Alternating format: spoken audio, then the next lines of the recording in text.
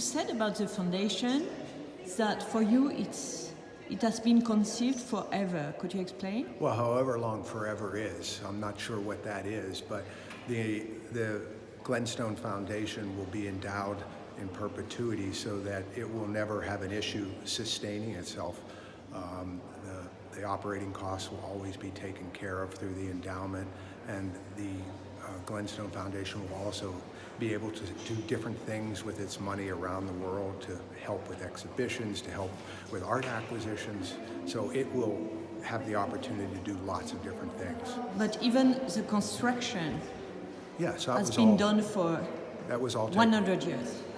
Yes, we spec the building architecturally for a 100-year building, which is the longest that you can do in the architectural world today.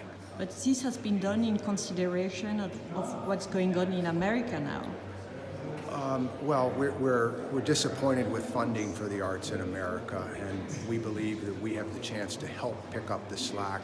Our school programs, the things that we do where kids come to visit, we take care of all the costs.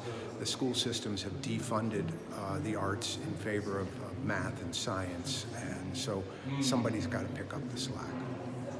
Merci.